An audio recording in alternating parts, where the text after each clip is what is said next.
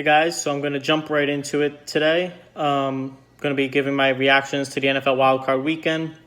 There's a lot to cover, so I'm going to get right into it. Texans 22 over the Bills 19. They are heading to the next round, and it's all thanks to Deshaun Watson. He's an absolute beast. I believe he's probably the future of what this NFL looks like, the mobile quarterback that's solid at throwing. He was the reason they ended up winning that game with his evaded sack. And I think it's plays like that that make him one of the dominant quarterbacks in the league right now as far as talent goes. He still has a lot to prove, but I think he's the real deal. You have a major player on the Texans aside from Hopkins, very great receiver. Didn't show a lot in the last game, but I'm going to talk about J.J. Watt because he's one of my favorite players in the NFL as a person, and he is definitely one of the top defensive players that we've seen in recent history. And I think a big thing for this team is that his window is going to be closing soon. I see him as a Ray Lewis level guy where he could lift the whole team up around him. And my guess is that when he's starting to get closer to considering retirement, that's when the Texans will be kicking it into high gear, really pushing to get him his ring. I believe there's probably 2 to 3 seasons of the Texans fixing things up and helping build a better team around Deshaun Watson, giving him the tools he needs. Hopkins is great. They have talented wide receivers in Kiki Kuti and Will Fuller. Unfortunately, health has been an issue for them, and they haven't been able to prove much beyond that. The running back situation is something that I believe still needs to be fixed. Duke Johnson is a very talented player, but he hasn't really shown it this season.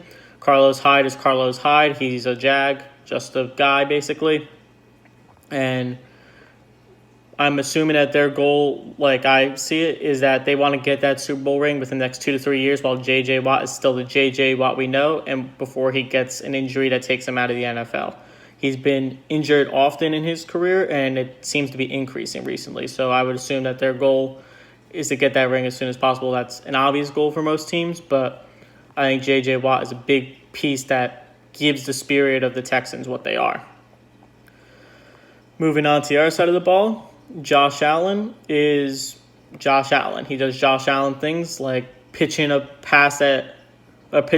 ball when he's trying to scramble into no man's land with the hopes of someone grabbing it. He has no awareness, no football IQ. He is a very talented player. He could throw the ball like it's nothing. He has the running ability for sure that puts him in that same cloth tier as Lamar Jackson, all them, but he just doesn't have the awareness and hasn't fine-tuned his talent enough to make it effective in the league.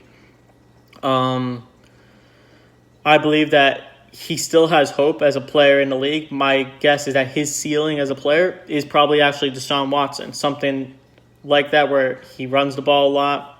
He can be a good passer. He just needs to learn more about the game, have more awareness, be able to think through those situations a bit better. And he could get there. I think it's going to take a lot of work. The coaching is going to have to be spectacular, but I think Bills seem to have a solid coaching with Sean McDermott, and the front office situation seems to be solid, at least in my opinion. So I think there's hope for them to be improved. I think it'll be several years until they get there. Singletary is definitely on his way. I think he's a very good running back. He didn't show a lot this year, but I think he has the potential. Wide receiver-wise, they have nothing from nothing, but I feel that's something that's quickly fixable through drafting and trades and all that. And then a player I'm going to kind of put a little spotlight on because he impressed me, even though he did very little, it feels like, in the last game. And in the season, he wasn't super noticeable. But Dawson Knox, I believe, is a player that could be the real deal as a tight end. He saved Josh Allen when that little pitch pass thing happened with Josh Allen. He was able to bat it out of bounds, took the penalty, but he did it as a smart move. Batted it backwards so that it would work out for them. I think just Dawson Knox has great physical ability. He looks like a monster among men on the field, which is something that you need as a tight end. And I think he does have a very bright future in the league as hopefully being one of those top-tier tight ends as we started to see a new regime begin to take over this year. Next game, Titans 20, Patriots 13. And there's really no one else to talk about this game besides Derrick Henry. He is an absolute animal. He makes everyone around him look like children playing pee-wee football. My opinion is that the comp for him would be an Adrian Peterson level guy. someone that could really be an all-time great and really take the league by storm and be spectacular. The window for him to get to that Super Bowl and make his mark, I believe, is just starting to close. He's at the very peak of his career, and I believe that within the next 3 to 5 years, he's about 26 years old right now. You see that running backs, especially big running backs like him that take hard hits, really drive the ball up the middle, don't last super long in the league. They put a lot of mileage on. And my opinion is that in those 3 to 5 years, we're going to start to see him decline. So the time is now to utilize him before he gets a major injury or anything like that would happen to him. I also want to talk about Tannehill a bit because I feel like a lot of people consider Tannehill to be a lower caliber quarterback than he actually is. There was a time when Tannehill was considered to be a future franchise level type guy, and I think he can be the franchise quarterback for the Tennessee Titans. He's not the best quarterback. He's not super duper young. He's not going to be there for a million years, but he is only 31 years old. He should have at the very, very least 5 years left in him, if not more. I mean, look at Tom Brady and those types. I think his connection with A.J. Brown is a real difference maker. They seem to be on the same page, and I could see them developing together for the next several years. In my mind, a comp for Tannehill would be a Phillip Rivers type of quarterback. Phillip Rivers was good enough to get them to playoffs and things like that, just not a great quarterback. But you don't need to be great when you kind of put the right pieces around, proper coaching, all of that kind of stuff. So while Henry is starting to hit that midlife for a running back, they need to find a spellback for him. Dion Lewis is old and hasn't done anything to really help Henry this year. And as far as I know, they don't have any players behind him. They had Alex Barnes for, I think, a hot second, but I don't believe he's on their roster anymore. And also, Tannehill is 31 years old, so my guess is that their Super Bowl window is similar to the Texans, that 3 to 5 year window.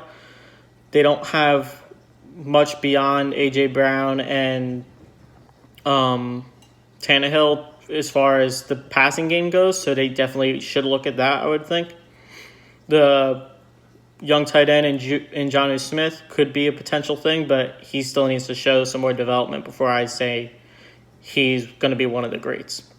Other side of the ball, you have Tom Brady. Tom Brady looks like a guy who's too old for the game. It's unfortunate to see such a great player kind of have a fall from grace like this, similar to what we saw in Peyton Manning's last year. But in my opinion, Brady doesn't have it anymore. He's a very smart quarterback. He knows his team very well. He knows Edelman specifically very well, and they make things work. And Belichick kind of has built a system that Brady does fantastic in. But without the wide receivers around him, aside from Edelman, they have next to no one. Sanu has shown nothing. Dorsett hasn't really done anything to help them. Josh Gordon is probably done. So Brady needs the help if he has any chance of succeeding. And realistically, his contract's up. My guess is the Patriots will extend him for a couple more years, probably 3 to 5 years, at the very least 3, because Brady keeps talking about his goal to play till 45. A lot of what's going to happen with them is going to have to do with what happens with Belichick, too. Belichick has notoriously had some bad blood with the Patriots and Brady. There's a lot to talk about with that, so I'll save most of that for another episode, but there's more there than just Belichick and Brady hand in hand, everything looking great. As far as the rest of the team, there's no one notable on the team, at least in my opinion. The defense really stepped up this year. The running backs are very talented. They have some great young talent. And Michelle Harris, we didn't see it all this year, but he is a very good player from college. Right now, it doesn't seem like the strategy they've been implementing for running backs is fantastic. They're doing a lot of the hot hand approach, which is going to be difficult for them. They should try and implement something, I believe, closer to like what the Seattle Seahawks did with Carson and Rashad Penny, spelling in C.J. Procise a little bit. I think that system would work well for the Patriots, but they're a very smart group. I'm sure they can figure it out. White and Burkhead are solid running backs. I wouldn't call them stellar, especially compared to Michelle and Harris and their physical ability, but they're solid and reliable, which I think is something that the Patriots are grateful for. Overall, the window is now for the Patriots. If they're not getting it this year, obviously, next year it's going to be all hands on deck trying to get in our ring because they clearly need more rings. But receivers need to be fixed up. They don't have any tight end. Running back is messy, but if they're developed properly, they could be the real deal. Next game, Vikings 26, Saints 20. Vikings did not deserve to win this game. That last play with the Rudolph touchdown was very clearly offensive pass interference. But that's aside from the point. There's a lot of points in the game where the Saints could have taken the lead and pushed things forward, and they didn't. So that's on them. Dalvin Cook is fantastic. I think when he's healthy, he's a top-tier player. He reminds me a lot of LaShawn McCoy when he was on the Eagles. Just a very dynamic player, and he could be the focal point of that team, especially with Madison and Boom kind of spelling him, being capable backups when Cook seems to go down every year. On the offensive passing side of the ball, Cousins and Diggs are, I think, solid. Diggs, we know, is a great talent. I think when Thielen finally decides to retire, which could be in the next couple of years, if not this year, I think that him and Cousins have a solid rapport and could make it. Cousins, I've liked since his days in Washington when it was him and RG3. I liked him over RG3, so I do believe in him. More receivers definitely are needed there. I don't think B.C. Johnson is really much yet. Irv Smith could definitely step up. He's shown a flash here and there, but he hasn't done a ton yet. So moving on to the other side of the ball, the Saints very clearly needed Breeze in order to succeed. He didn't have his best game, and it definitely showed. And Breeze's window, as we all know, it's closing. He's the conversation after every time the Saints end up out of the playoffs is this it for Breeze? My guess is Breeze is looking for that one last ring. If he would have made it to the Super Bowl this year, we could have very likely heard him retiring the day after the Super Bowl. But aside from that, Kamara, Thomas, Jared Cook, they have a great team around them. A lot of talent, a lot of young talent with Kamara and Thomas. Cook obviously not so young, but he really stepped up this year. The star of the show, though, was Taysom Hill. It's rough seeing him even outperform Breeze in a lot of aspects in the last game, but my question is, why don't they just keep him on the field all the time? He's such a dynamic player and really leaves the defense guessing. At least in my opinion, I never know whether they're going to have him passing, if they're going to have him receiving, if they're going to have him returning kicks, running. He could really do anything. So if I were them, I would make a lot more game plans that involve Taysom Hill. And finally, going to try and wrap this up real quick with the Seahawks 17 over the Eagles 9. The Seahawks should be a better team than what we saw in the last game. I think they became way too reliant on the run, and with all their players going down, Carson Penny and C.J. Prosise, pulling Lynch off the street, pulling Turbin off the street, Travis Homer, who I never really heard about at all when it was scouting season. They need to put more faith in Wilson, let him kind of take over a game. He has the ability to do it. Lockett and DK Metcalf are great receivers. DK Metcalf obviously stepping into his own. He could develop into that alpha receiver that Wilson really needs, because I don't think Tyler Lockett is that receiver. DK Metcalf, I believe, has a potential to be somewhere between a Dez Bryant and Antonio Brown level guy. My hope is he has a little more mental stability than either of those guys, but I think he's a fantastic player. But with the Seahawks hurt and the way this team is right now, I doubt they'll be going to a Super Bowl. Lynch, it's fun seeing him back in the league, but I don't think he's that serious right now. They seem to kind of just be using him on the goal line as a spite thing from the Super Bowl when he didn't get it at the one. The Eagles on the other side of the ball are an absolute mess. Their wide receiver landscape, even when they're all healthy is a wasteland. Jeffrey has gotten too old. Aguilar has shown nothing. And we're dealing with nobodies right now. J.J. Arcega-Whiteside is a disappointment. Greg Ward is probably their best receiver right now, and no one knew of him until a couple weeks ago.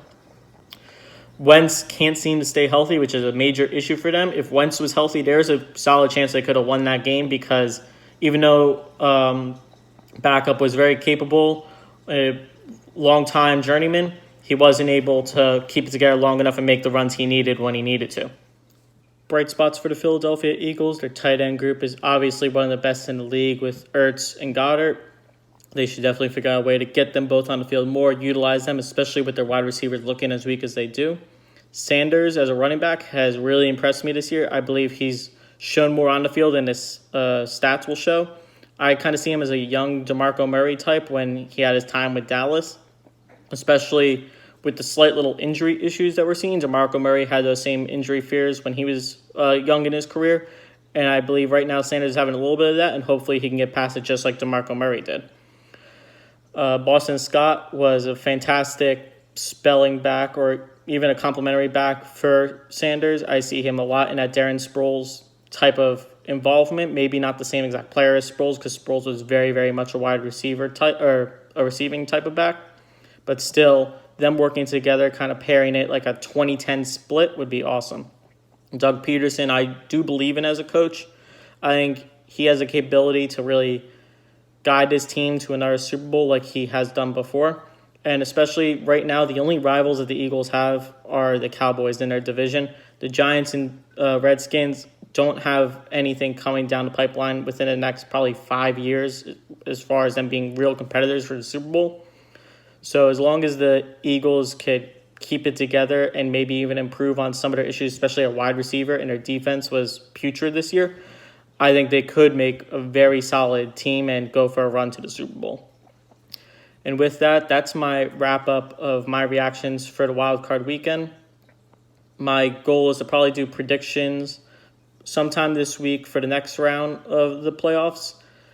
And I'll hopefully get into a little more football content. It's something I do like to talk about a lot. This video went a little longer than I'm hoping. I am going to try and cut it down to a 15-minute video. Not sure if I'll be able to do that, but we'll hope for the best. Anyway, thank you all for watching, and tune in tomorrow for the next episode.